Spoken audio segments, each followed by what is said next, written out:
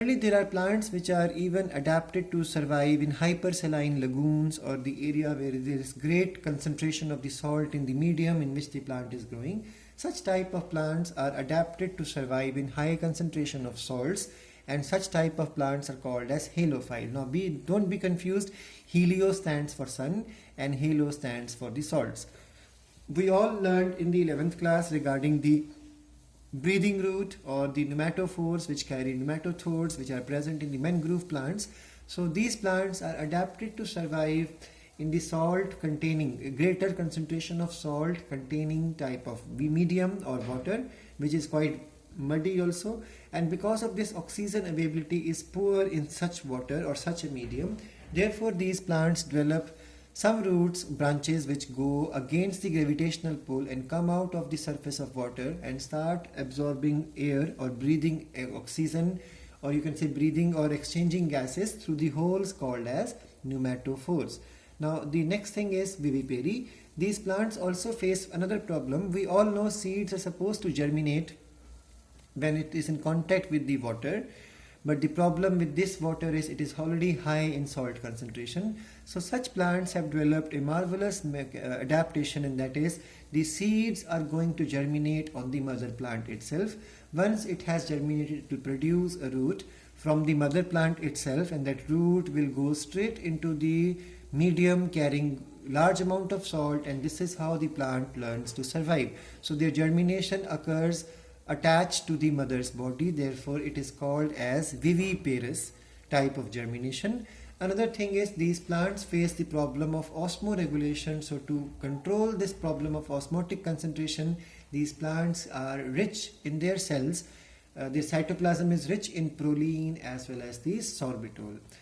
Then there are some plants which have to adapt to the nutritively poor, or you can say not so fertile type of soil. So we all know that when we say that there is good amount of rain occurring in the hilly areas, but we all are aware of the fact once the rains are over, hills are going to become dry because there is no more water left there. All that water was there has already gone down the slopes of the hill and it reaches the plain area. So plain area is already full of water as well as full of nutritive soil as well as the moisture.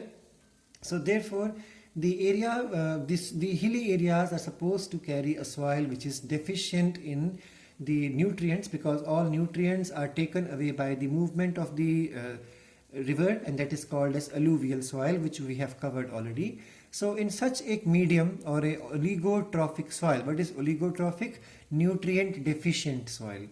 In such a soil, plants are adapted to develop a fungal association, which is a obligatory symbiotic association. In this association, both plant as well as the fungus is going to enjoy benefits, and this relationship is called as mycorrhiza. And we have already covered this concept in the 11th class also, that the mycorrhiza is of two types, ectomycorrhiza and endomycorrhiza. Endomycorrhiza is also called as VAM, that stands for vesicular arbuscular mycorrhiza. For example, these mycorrhizal association develop between the roots of the higher plants, as example of pine as well as eucalyptus. Pine is a gymnosperm, eucalyptus is the angiosperm. So that means angiosperms and gymnosperms are very oftenly seen making association with mycorrhiza if their root are present in a oligotrophic soil medium. In the same manner, we all know about insectivorous plants. So we know why insectivorous plants have become insectivorous, because the reason is they are able to do photosynthesis. Many of their leaves will be normal leaves which perform photosynthesis, but because they are growing in a medium which is poor in nitrogen, and nitrogen is one of the primary element required for the plant's growth after CHO, carbon, hydrogen and oxygen. So that's why these plants have modified their various parts of body, generally this leaf portion, to develop into a insect trapping or capturing structures, and such type of plants are called as insectivorous plants. So they grow in nitrogen deficient soil, and there are ample examples. The easiest example is what you call as Nepenthes. Now pitcher plant. Now the next thing to understand is the adaptations found in the animals. We all know animals are able to understand the changes in the climatic condition, and accordingly the animals are supposed to migrate. So this migration can be daily basis, like the organism moving up. Let's take an example. Zooplanktons are supposed to come into the upper zone of the neritic water, or the water of the lake or aquatic ecosystem which is in the open area. So in that water, during sun is out, that means daytime, the zooplanktons will come to the topmost layers, and once it becomes dark they go down into the lower portion. So this is called as migration on the daily basis. We all know, you must have seen birds early in the morning, they fly, especially the eagles fly, and in the evening time bats will fly.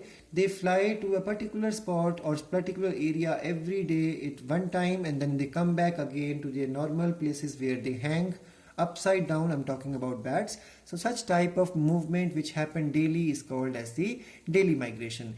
It is possible to see even birds migrating these days into the Bharatpur Wildlife Sanctuary or the bird sanctuary. So that movement is because of the season has changed. And in the same manner, there are organisms which perform migration in a special conditions, and that is called as the periodic migration. So let's understand more about migration in detail.